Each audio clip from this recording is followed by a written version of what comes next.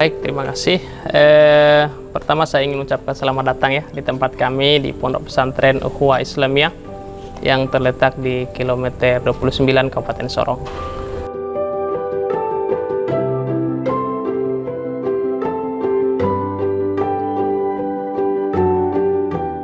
Langsung saja saya perkenalkan diri, saya atas nama Farid Abu Bakar. Saya orang Bima asli. Saya masuk di sini sekitaran tahun 2011 ya, 2011 2012 ya, sudah perjalanan udah sekitar lebih 10 tahun lah saya bermukim di pondok pesantren ini. Saya dulu pernah di sini menjabat sebagai kepala madrasah aliyah di sini, kemudian jabatan itu kemudian selesai dan terakhir ini saya dipercayakan untuk mengepalai pendidikan yang model non formal ini, begitu.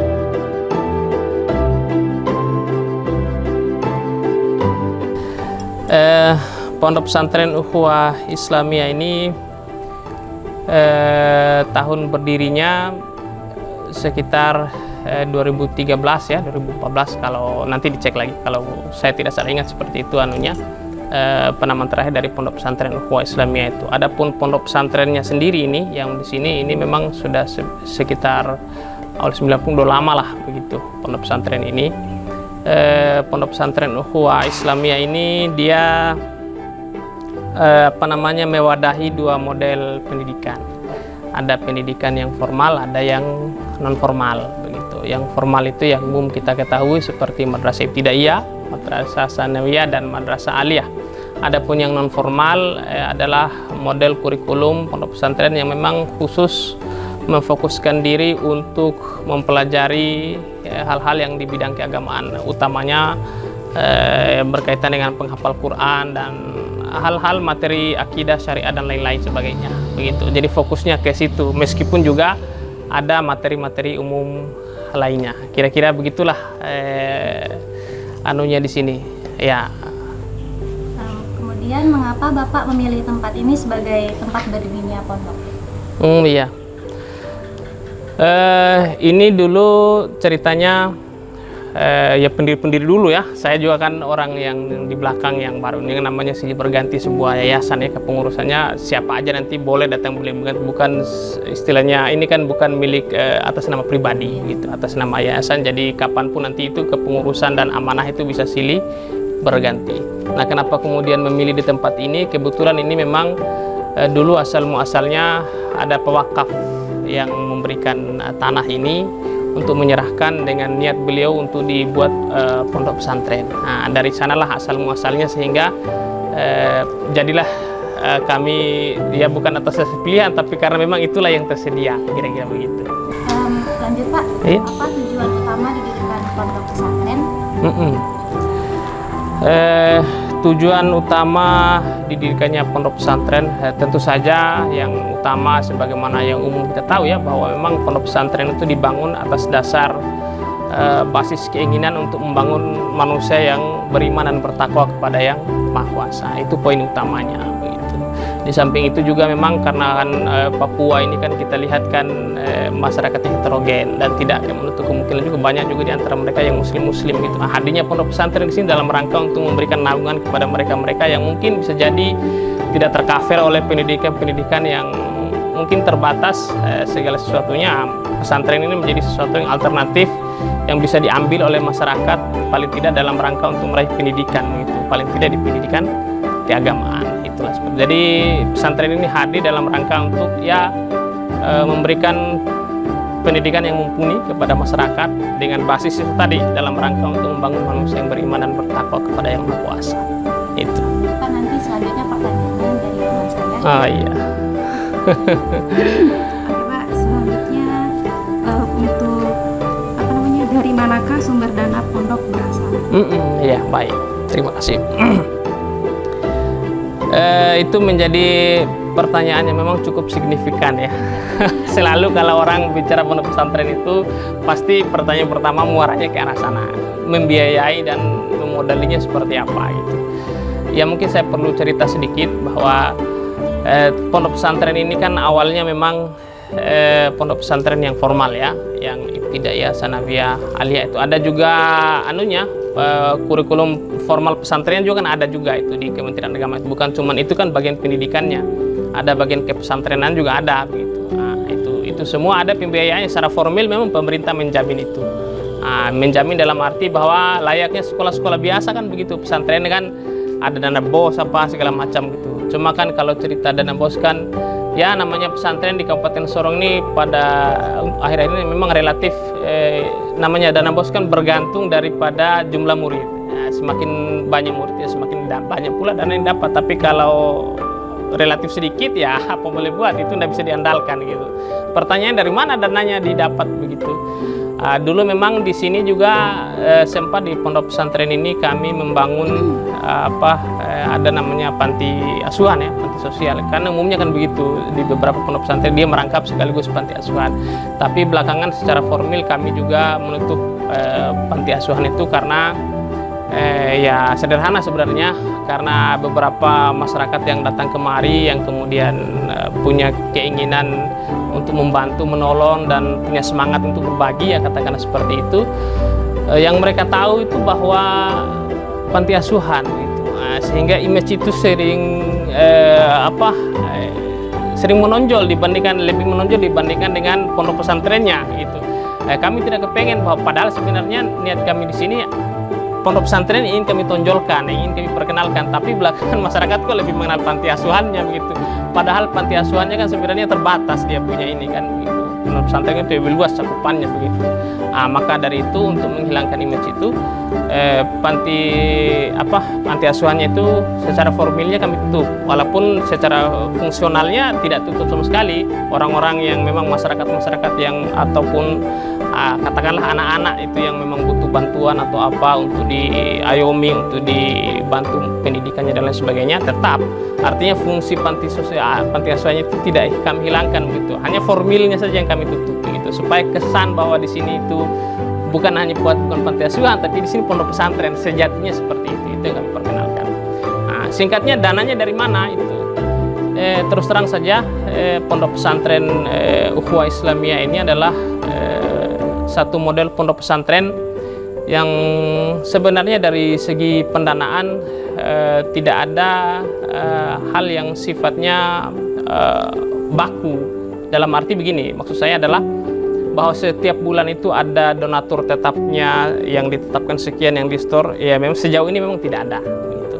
Terus bagaimana cara pengelolaannya? Ya memang ada beberapa, ini kan pesantren luas ya. Ya lebih kurang ada 50 hektaran lah sekitaran luar ini. Dari tanah yang luas itu kemudian dimanfaatkan sedemikian rupa, mereka-mereka yang hidup dan bernaung di dalam sini, yang istilahnya pada dasarnya kan kami berkumpul di sini atas dasar semangat untuk berbakti kan begitu ya.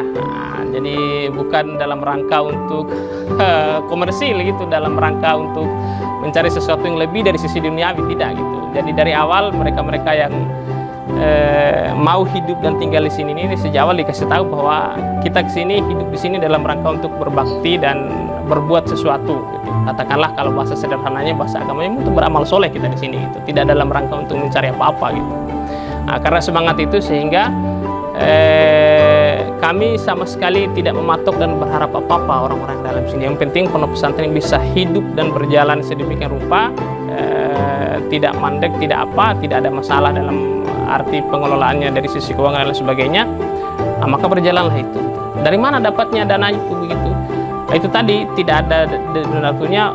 Donaturnya itu adalah yang sifatnya insidentil, yang tahu-tahu tiba ada. Ya begitu.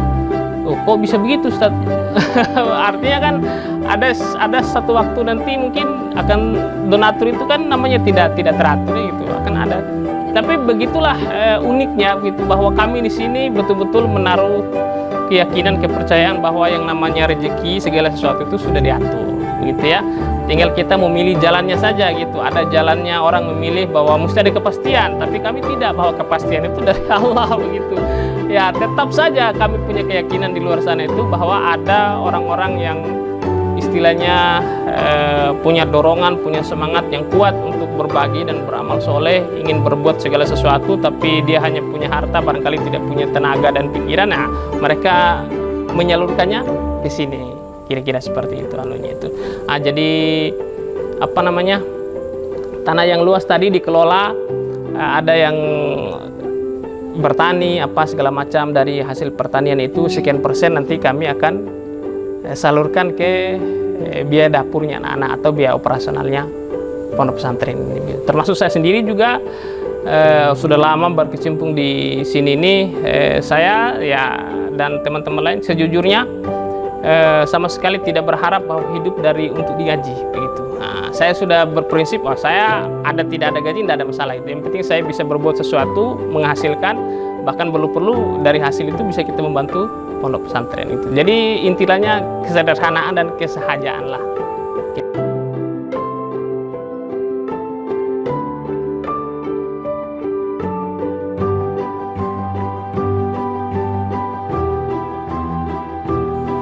Ini Pak, untuk masuk ke pondok pesantren ini harus mengikuti seleksi atau bagaimana? Oh begitu, ya.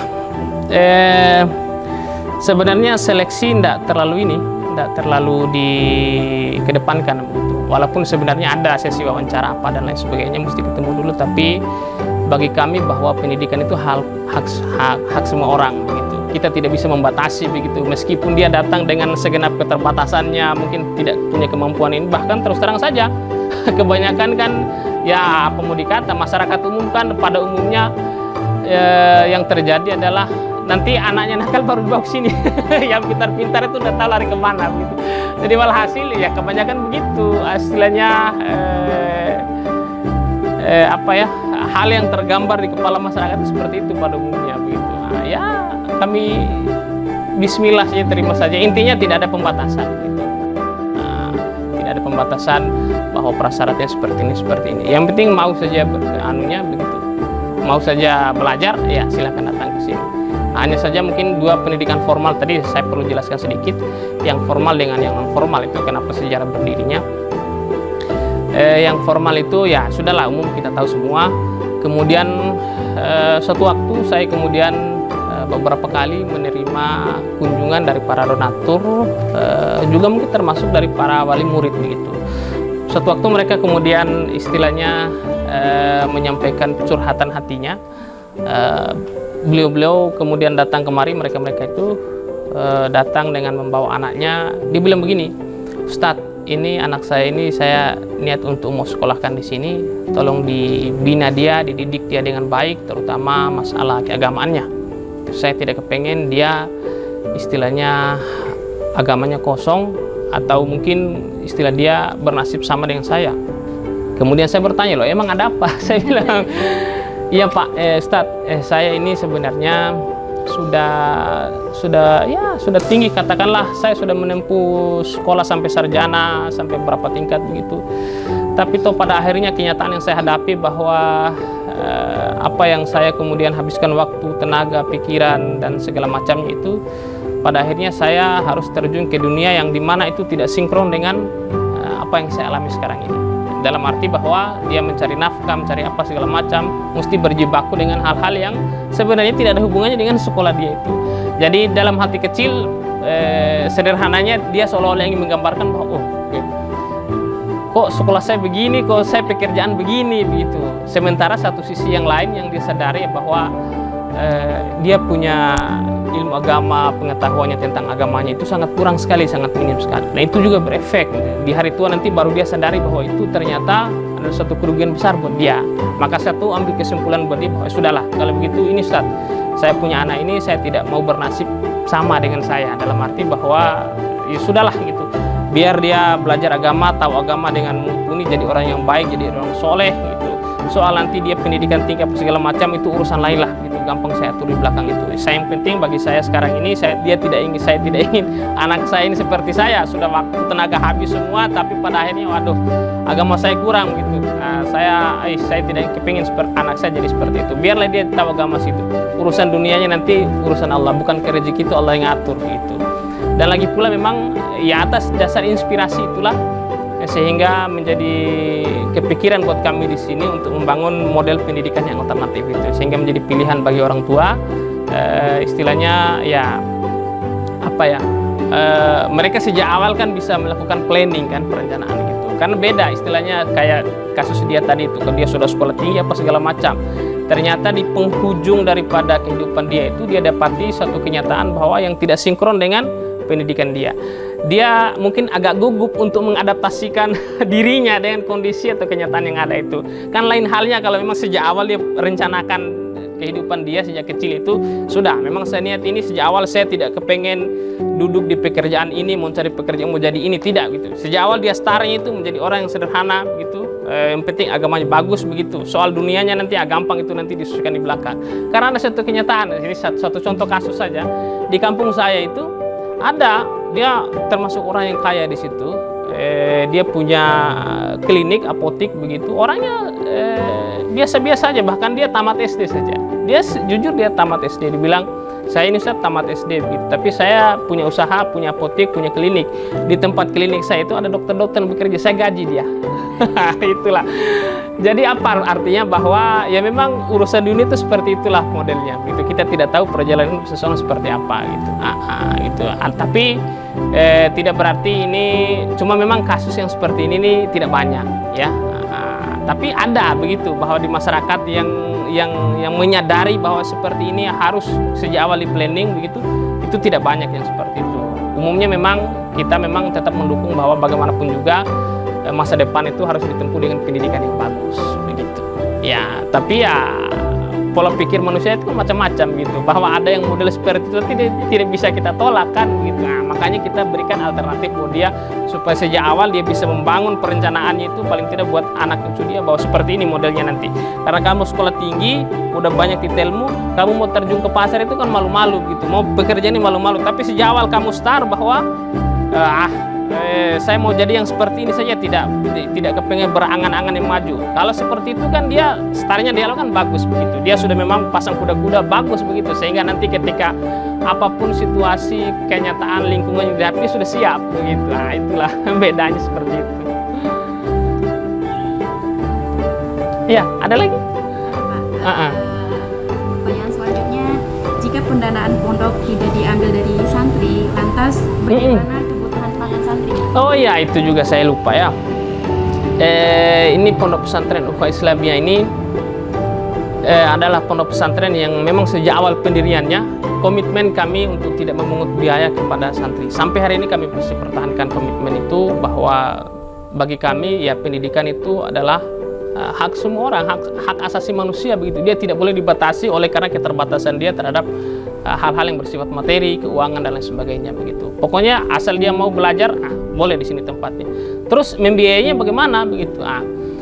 Itu juga satu hal yang unik juga buat kami di sini. Ketika kami juga termasuk pondok pesantren yang sampai sejauh ini kami mungkin akan bagi sebagian orang atau bagi sebagian pihak lain barangkali mungkin unik ya, atau aneh barangkali, karena kami termasuk pondok pesantren yang sampai sejauh ini yang membatasi diri untuk tidak terlalu banyak meminta, membuat proposal dan lain sebagainya. Bahkan di sini dilarang keras untuk membuat proposal itu, karena ya jujur saja sebenarnya kenyataan yang dihadapi sudah banyak hal-hal yang berseliweran di luar sana itu, pandangan negatif terhadap pondok pesantren. Wah, kerjaannya pondok pesantren cuma bikin ini saja, minta ini saja, panitia begini saja.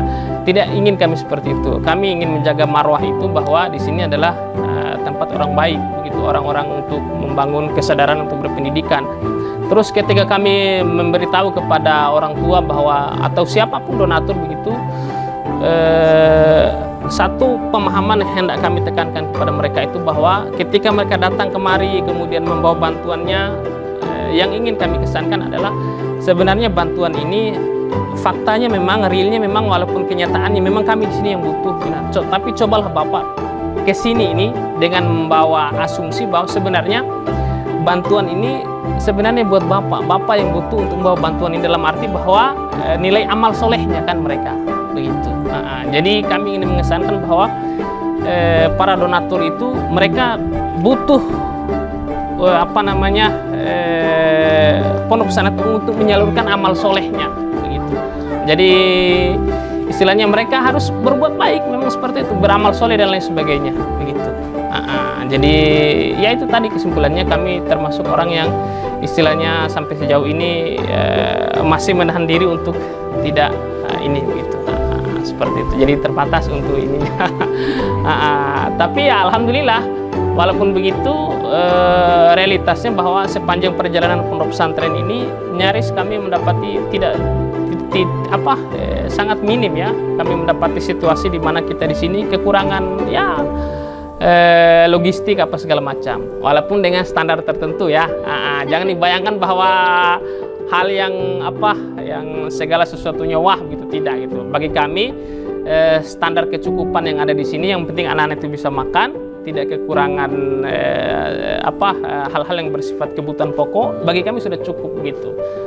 Adapun nanti tadi itu kebutuhan tunjangan guru apa segala macam, itu nomor yang kesekian di kami sini.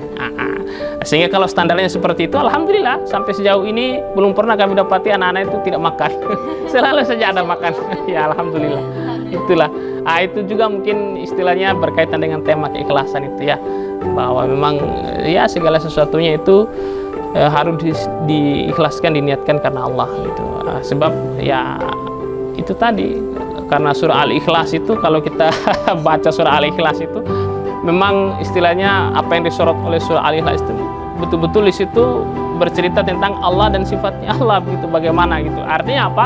Secara tersirat kita seolah-olah hendak digiring bahwa keikhlasan itu memang kita harus semata-mata hanya karena Allah saja, tidak boleh yang lain-lain begitu.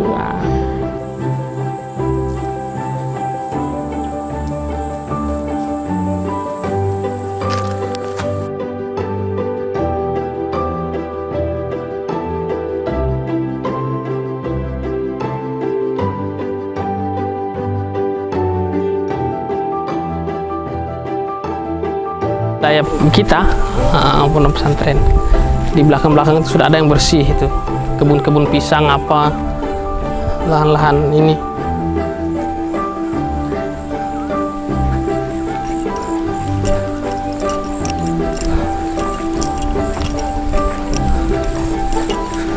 Tempat santri juga ya. Ini buat para pembina ini, para ustadz-ustadznya, para pembina.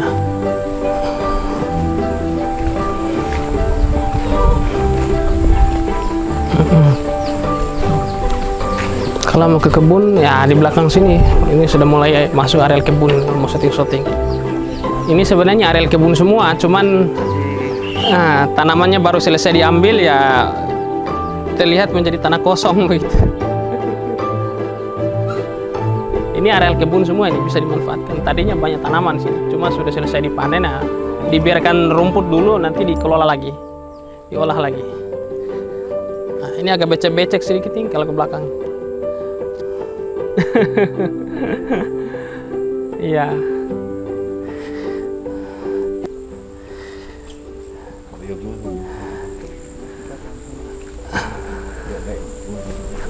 Ya.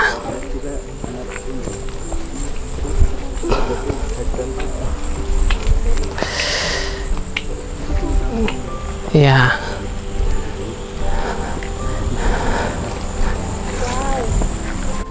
Menjadi satu masalah tersendiri di sini nih. Bukan cuma di pesantren ini, memang umumnya di Mariat Gunung ini, daerah sekitar sini. Kemarin sudah disinyalir oleh pihak ya Pertamina lah, katakanlah seperti itu, karena mereka melakukan eksplorasi kemarin di sini nih, pencarian titik-titik sumur minyak baru begitu. Satu kesimpulan yang mereka berikan bahwa untuk daerah sini nih memang untuk mencari sumber air susah. Begitu, mau dibor itu tidak akan bisa dapat, dan memang terbukti kami pernah coba beberapa kali sumber air di daerah sekitar ini Mariat Gunung ini, bukan cuma di pesantren ini, kedalamannya bahkan lebih tembus 100. Udah beberapa titik itu enggak ada sumber airnya begitu. Ya, bahkan Pertamina bilang, Bapak kalau sedikit lagi kasih turun ke bawah lebih nekat lagi, itu minyak yang keluar malah bukan air. Saya bilang, wah itu sebenarnya jauh lebih berharga lagi. Tapi ya, ini bendungan yang baru kami bikin beberapa 1-2 bulan terakhir ini dalam rangka untuk mengakali kekurangan air itu, supaya ini jadi sumber air baru kami begitu. Ada kali yang kami bendung di sini, begitu. Karena di sini sumber airnya dari situ aja, dari rembesan-rembesan hujan di kali-kali mati begitu, dibendung sedikit demi sedikit, nanti dialirkan melalui pipa-pipa begitu. Dari gunung sana ada sumber air hasil rembesan dari air hujan begitu. Nah, ini kami buat perencanaan terbaru nanti untuk dibuat bendungan. Ini dananya masih dikumpul-kumpul sedikit-sedikit ini untuk nanti dibuatkan tanggulnya di sebelah sana. Ya.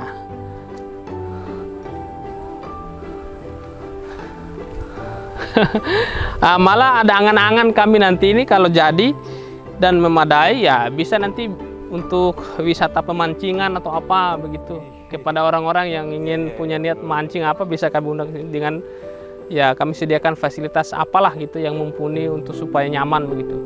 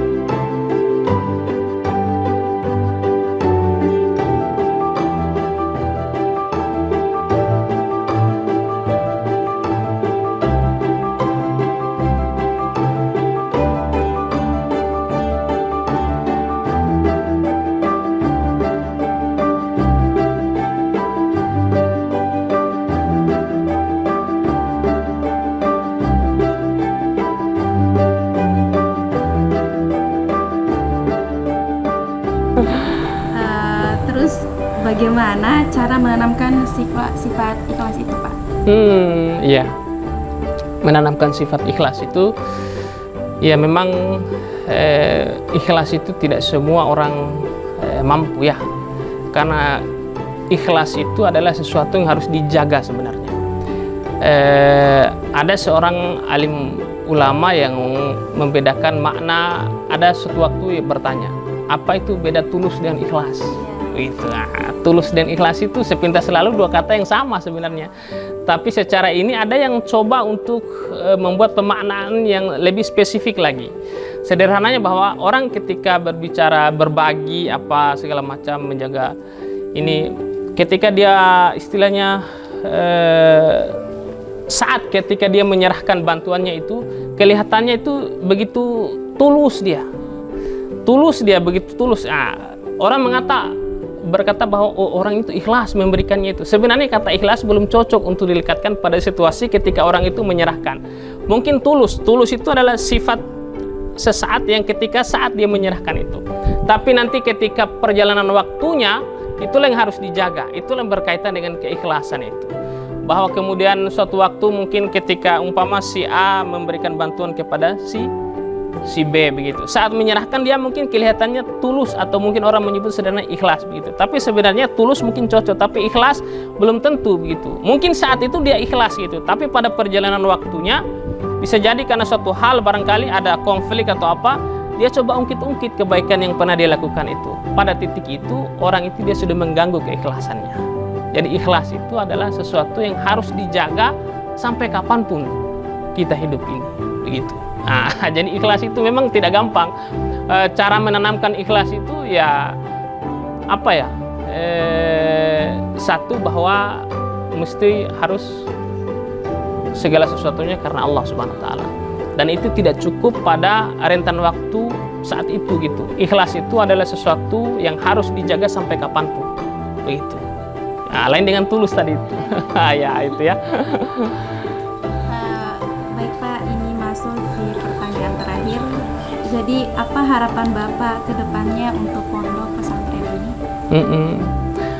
Harapan kami untuk pondok pesantren ini tentu saja mudah-mudahan pondok pesantren ini menjadi sebuah pondok pesantren yang berdiri, yang bisa memberikan pelayanan kepada masyarakat dalam arti sesungguhnya ya seperti tadi menciptakan manusia yang beriman dan bertakwa kepada Tuhan. Harapan kami adalah lulusan-lulusan dari sini ketika nanti hidup bermasyarakat bisa memberikan pengaruh yang signifikan terhadap moral ataupun perkembangan hidup dalam bermasyarakat itu. Di samping itu juga mungkin mudah-mudahan keberadaan pondok pesantren ini turut membantu masyarakat sekitar ini dalam rangka untuk mengenyam pendidikan yang bermutu barangkali, atau pendidikan yang istilahnya bisa dinikmati oleh semua khalayak. Harapan kami bahwa prinsip kami seperti yang ada di pondok pesantren ini bahwa sejatinya pendidikan itu harus ditampilkan dalam bentuk yang tidak komersil, yang gratis seperti yang kami tawarkan hari ini. Mudah-mudahan bisa ditiru oleh siapapun begitu. Nah, dengan